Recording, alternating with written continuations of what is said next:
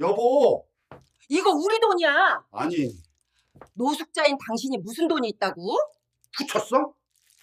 나는 오늘 노숙자인 내 남편이 검은 비닐봉투에 현금 3천만 원을 들고 집에 들어오는 걸 보고 진심으로 경찰에 신고할 뻔했다. 여보, 이거 우리 돈이야. 현관 앞에 선 그는 세상에서 제일 미안한 얼굴로 그렇게 말했다. 봉투 입구 사이로 보이는 건 똑같이 묶인 만원짜리, 5만원짜리 묶음들이었다. 내 머릿속 첫 생각은 하나였다. 큰일 났다. 이 사람 도대체 무슨 짓을 한 거지? 나는 올해 62, 이름은 오미자라고 한다. 사람들은 이름이 예쁘다고들 하지만 내 인생은 그 이름만큼 곱게 흘러가진 않았다. 남편이 교통사고로 세상을 떠난 뒤 혼자 딸을 키웠고 딸 아이마저 시집가서 서울로 떠나며 나와의 연락이 뜸해졌을 때 나는 반찬가게에서 일하며 쪽방에서 혼자 살고 있었다. 그때 내 앞에 나타난 게 지금의 신랑, 사람들은 노숙자 영감이라고 부르는 김성호였다. 그와 처음 마주친 건 구청 앞 무료 급식소 줄에 섰을 때였다. 반찬가게 휴문할 끼니가 애매해져서 줄에 서 있다가 뒤에서 누가 조심스레 말을 걸었다. 아주머니, 여기 처음이시죠? 돌아보니 헝클어진 머리, 해진 점퍼, 군데군데 꿰맨 바지. 딱 봐도 노숙인이었다. 그런데 눈만큼은 이상하게 맑았다. 네, 뭐 그런 셈이죠. 내가 어색하게 웃자 그는 자기 턴을 내 앞으로 밀었다. 처음 오셨으면 국이랑 반찬 넉넉히 달라고 말씀하세요. 저 대신 한 번 더 챙겨달라고 할게요. 그날 그는 자기 몫의 식판을 반쯤 내 쪽으로 밀어주며 말했다. 저는 괜찮아요. 어차피 요 앞 공원 가면 빵 나눠주는 데도 있고 아주머니가 더 필요해 보이셔서요. 사실 그때 나는 지난달 방세도 못 낸 상태였다. 아프지 않을 만큼만 먹고 버티는 게 습관이 된 그런 사람이었다. 내 형편을 모를 텐데도 자기 밥을 나눠주는 그 마음이 조금 이상하게 느껴졌다. 세상에, 노숙자한테까지 동정을 받네. 웃긴데 또 서러웠다. 그렇게 시작된 인연이 2년 뒤 우리를 혼인신고서 위에 함께 이름을 올리게 만들 줄 누가 알았겠는가. 사람들은 다 미쳤다고 했다. 미자야, 네가 아무리 외롭고 힘들어도 그렇지 노숙자랑 결혼을 해? 그 사람 재산이 있니? 집이 있니? 뭐가 있니? 종종 연락하던 동네 언니는 얼굴을 붉히며 소리를 질렀다. 딸 아이도 전화로 울먹였다. 엄마 진짜야? 엄마가 왜 그래? 나 부끄러워서 친구들한테 말도 못하겠어. 솔직히 말하면 나도 내 선택이 100번은 흔들렸다. 하지만 새벽마다 쪽방 골목 끝에서 기다리던 그의 뒷모습을 나는 잊을 수가 없었다. 반찬가게 마치고 돌아오는 길 늘 그 자리에 서서 내 비닐봉투를 대신 들어주던 사람. 겨울이면 자기 점퍼를 벗어 내 어깨에 걸어주던 사람. 나는 집도 없고 직장도 없고 가진 것도 없습니다. 그래도 아주머니, 아니 미자씨. 나한텐 아직도 사람 대접해주는 사람이 당신 하나라서 평생 옆에 서 있고 싶은데 너무 염치 없는 부탁이죠? 프로포즈라기엔 참 초라한 말이었지만 나는 그 말이 참 고마웠다. 세상 누구도 내 곁에 평생 서 있고 싶다고 말해준 사람이 없었으니까. 우리는 구청에서 조용히 혼인신고만 했다. 웨딩사진도 예식장도 예단도 없었다. 대신 반찬가게 사장님이 시장에서 떡을 사다 주셨고 노숙인 쉼터에서 알게 된 아저씨들이 박수 쳐줬다. 성호 형, 이제 노숙자 아니네. 처자식 있는 가장이요. 그 말에 성호는 배시시 웃으며 내 눈치를 봤다. 노숙자 신랑도 신랑은 신랑이니까요. 나는 일부러 장난을 쳤다. 그렇지, 우리 집 노숙자 신랑. 그렇게 웃으며 시작한 결혼 생활이었지만 현실은 녹록치 않았다. 그는 여전히 공식적인 직장이 없었다. 여기저기 공사장에서 날품팔이를 하거나 폐지를 주워다 팔거나 가끔은 쉼터에서 나온 지원금으로 생활을 이어갔다. 나는 여전히 반찬가게에서 일했고 둘이 합쳐도 한 달에 150만 원 벌까 말까였다. 그런 우리 집에 어느 날 갑자기 현금 3천만 원이 떨어진 것이다. 여보, 이건 진짜 우리 돈이야. 떳떳한 돈이라고. 성호는 봉투를 식탁 위에 올려놓고 연신 손을 문질렀다. 평소였으면 그게 무슨 소리야, 뭔데? 하며 웃어넘겼겠지만 그 순간만큼은 피가 거꾸로 솟았다. 어디서 난 돈인데요? 내 목소리는 나도 모르게 싸늘해져 있었다. 그러니까 그건 그는 자꾸 말을 흐렸다. 눈은 자꾸 피했고 손가락은 식탁 표면을 극적거렸다. 나쁜 상상들이 순식간에 머릿속을 뒤덮었다. 설마, 정말 설마 범죄에라도 연루된 건 아닐까? 요즘 뉴스 보면 편의점 강도에 노인 상대로 한 보이스피싱의 별별 일이 다 있지 않은가? 노숙자 신랑이니까 혹시 누가 앞세워서 이상한 짓 시킨 건 아닐까? 머릿속이 복잡하게 돌아갔다. 나는 봉투를 확 잡아챘다. 말 안 할 거면 나 이거 가지고 경찰서 간다. 미자야, 잠깐만. 성우가 내 손목을 덥석 잡았다. 손은 차갑게 젖어 있었다. 정말 나쁜 돈 아니야. 나도 아직 실감이 안 나서 그런 거지나 이거 가져오면서 계속 생각했어. 말하면 당신이 날 또 노숙자 취급할까봐 무서워서. 그 말에 순간 가슴이 철렁 내려앉았다. 노숙자 취급. 가끔 내가 농담처럼 가벼운 말로 툭 던졌던 그 표현. 어휴, 우리 집 노숙자 신랑 오늘은 폐지 얼마 벌었어요? 이 노숙자 영감 또 술 마셨지? 나는 장난이라고 생각했지만 그 말들이 이 사람 가슴에는 깊은 흉터였을지도 모른다. 그래도 지금은 돈 문제가 먼저였다. 그러니까 어디서 났냐고요. 그거부터 말해줘요. 안 그럼 나 진짜 신고해요. 나는 일부러 눈을 똑바로 마주쳤다. 한참을 버티다가 성우가 마침내 입을 열었다. 나 노숙자 되기 전에 뭐 하던 사람이었는지 말해준 적 없지? 사실 나는 그의 과거를 깊이 묻지 않았다. 물어보면 상처를 건드릴 것 같아서 또 어쩌면 나도 알고 싶지 않아서. 우리는 서로의 삶에서 가장 밑바닥에 있을 때 만났고 그런 것들을 묻지 않아도 되는 사이가 되고 싶었다. 그냥 공사판에서 일했다고만 했잖아요. 반만 맞는 말이지. 그는 길게 숨을 내쉬었다. 나 예전엔 작은 인테리어 업체 사장이었어. 직원 서너 데리고 다니면서 집 수리, 상가 공사 열심히 하면 그럭저럭 먹고 살 수 있는 정도. 나는 놀라 그를 바라봤다. 사장이었어요? 그래봤자 간판만 사장이었지. 대금 떼이기도 수두룩했고 공사하다 다치는 직원들은 내 책임이었으니까. 그러다 어느 날 큰 사고가 났어. 오래된 건물 철거하다가 내가 계산 잘못하고 지지대를 늦게 뺐어. 건물이 한쪽으로 확 무너지면서 안에 있던 후배 하나가 그 자리에서 죽었어. 그의 목소리가 떨렸다. 나는 겨우 기둥 뒤에 숨어서 살아나왔지. 대신 허리랑 다리에 큰 상처가 남았고 회사는 그 사고로 거의 끝났고 피해자 가족이랑 합의하고 보험금 나오고 이런저런 보상금이랑 해서 내 앞으로도 돈이 꽤 잡혔어. 그게 사고 책임 일부를 인정하는 조건이기도 했고. 나는 조심스럽게 물었다. 그 돈이 그때 돈이에요? 맞아. 그땐 그 돈 손도 못 댔어. 누가 봐도 피 묻은 돈 같아서.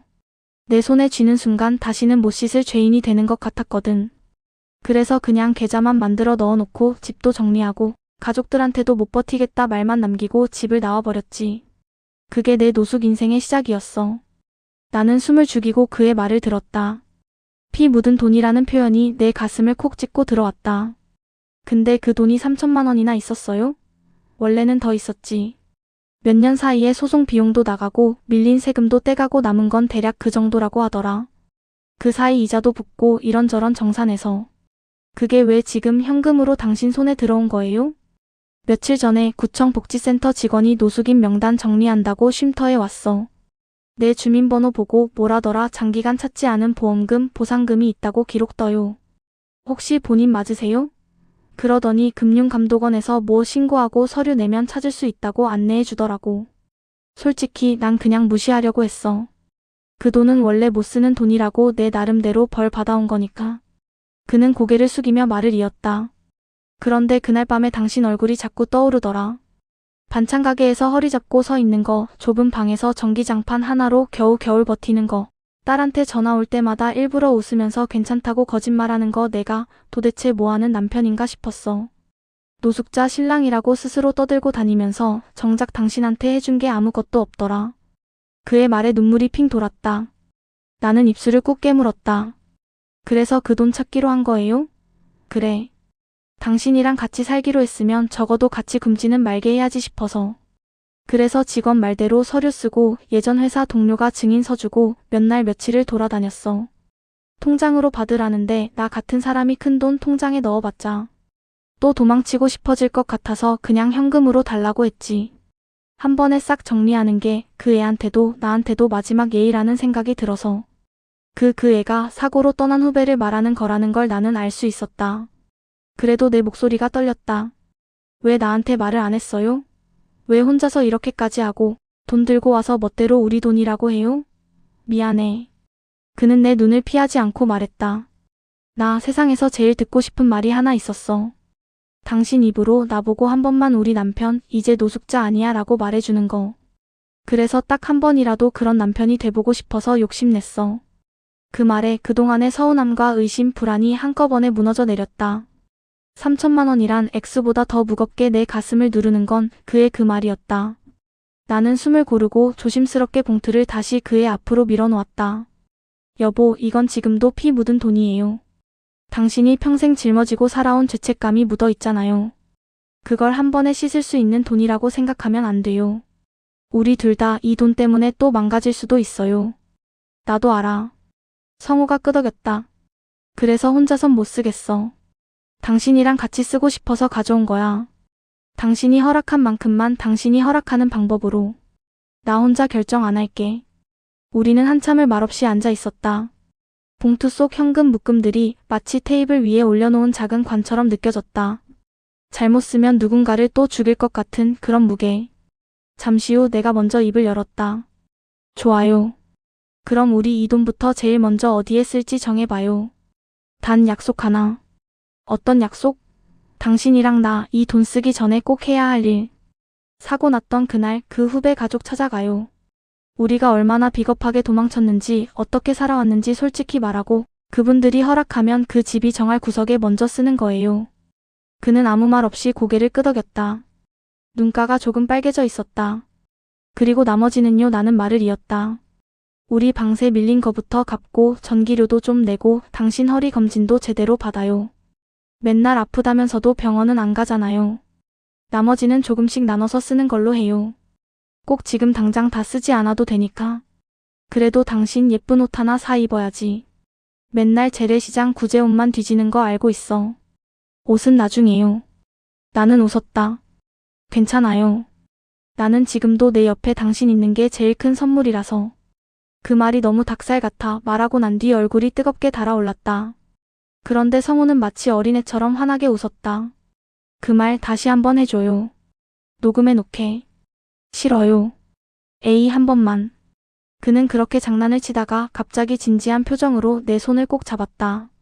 미자야. 나 이제 진짜로 노숙자인 신랑 아니지? 나는 잠깐 숨을 골랐다가 천천히 고개를 끄덕였다. 그래요. 우리 남편 이제 노숙자 아니에요. 내 남편이에요. 그 말을 듣는 순간 그의 어깨에서 힘이 쭉 빠져나가는 게 느껴졌다.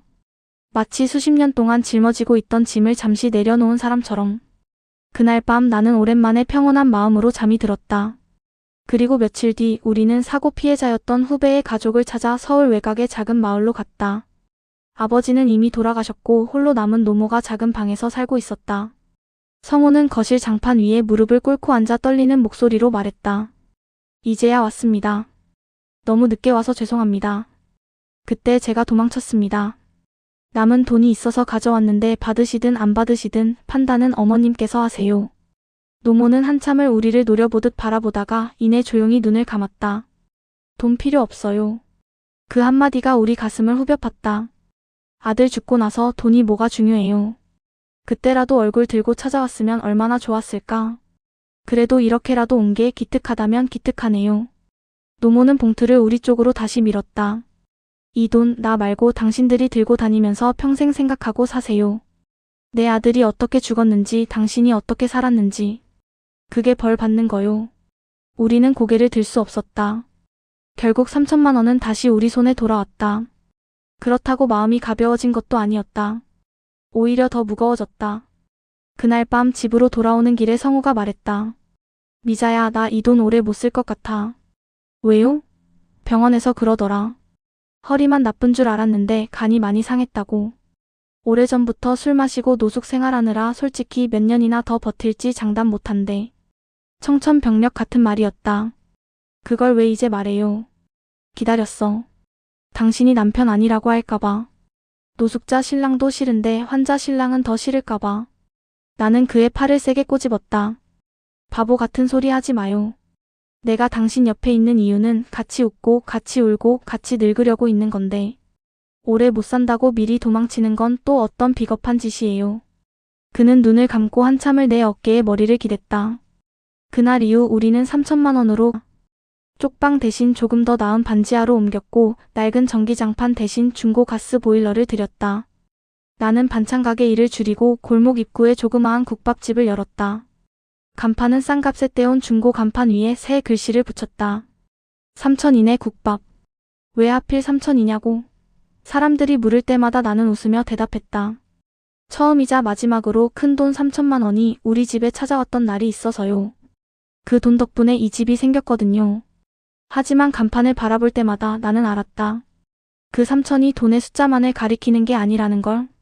죄책감 1,000, 용기 1,000, 그리고 사랑 1,000. 그렇게 셋이 합쳐져야만 겨우 살아갈 힘이 되었다는 걸.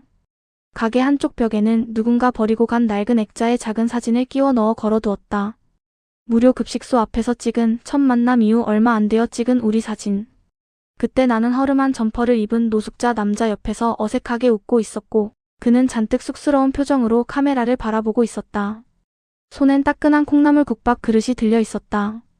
가게 문을 열어두면 가끔 노숙자들이 들어와 따뜻한 국밥 한 그릇을 먹고 나갔다. 그럴 때 나는 계산대를 일부러 멀리했다. 그냥 놓고 가세요. 여기선 다 배고픈 사람이 손님이에요. 언젠가부터 사람들은 우리 가게에 이런 별명을 붙였다. 노숙자 신랑이 3천만 원 들고 나타난 집. 나는 손님들이 그런 얘기를 할 때마다 조용히 웃었다. 그리고 마음속으로는 조용히 정정했다. 아니에요. 노숙자인 신랑이 아니라 끝까지 남편이고 싶었던 한 남자의 이야기였어요. 성호는 결국 내 곁을 오래 지키지 못했다. 3천만 원이 다 떨어지기도 전에 작은 병실에서 조용히 눈을 감았다. 마지막 순간 그는 내 손을 꼭 쥐고 이런 말을 남겼다. 미자야, 나 이제 진짜 집 있는 사람 맞지? 나는 눈물 사이로 웃으며 대답했다. 응, 우리 집 가장이야. 평생 내 남편이었어. 그 뒤로도 나는 국밥집을 계속 운영하고 있다. 어느 비 오는 날 가게 문을 닫고 혼자 앉아 있으면 문득 그날 장면이 떠오른다. 비닐봉투에 현금 3천만 원을 들고 현관문 앞에서 덜덜 떨면서 서 있던 한 남자의 모습. 그때 나는 그걸 재앙처럼 느꼈지만 이제 돌이켜보니 그건 우리에게 마지막으로 찾아온 작은 기적이었다. 누군가는 이렇게 묻는다. 노숙자인 신랑이 갑자기 3천만 원을 가져왔다면 무서워서라도 못 쓸 것 같은데요. 후회 안 하세요? 나는 고개를 저으며 대답한다. 아니요. 그 돈 덕분에 알게 됐어요. 사람을 사람답게 만드는 건 돈이 아니라 그 돈을 어떤 마음으로 쓰느냐는 거. 그리고 노숙자인 신랑도 누군가의 인생에선 가장 값진 선물이 될 수 있다는 거요. 그리고 마음속으로 늘 같은 말을 한 번 더 덧붙인다. 여보, 잘 듣고 있죠? 오늘도 당신이 벌어준 3천이 덕분에 누군가 따뜻한 국밥 한 그릇 먹고 갔어요. 그게 내가 이 이야기를 끝까지 기억하며 살아야 하는 이유다. 오늘 영상 속 이야기, 여러분은 어떻게 느끼셨나요? 주인공에게 해주고 싶은 말이나 여러분만의 생각을 댓글로 편하게 남겨주세요. 혹시 괜찮으시다면 좋아요와 구독으로 마음 한번 부탁드려도 될까요? 여러분의 작은 응원이 저에게는 정말 큰 힘이 됩니다. 감사합니다.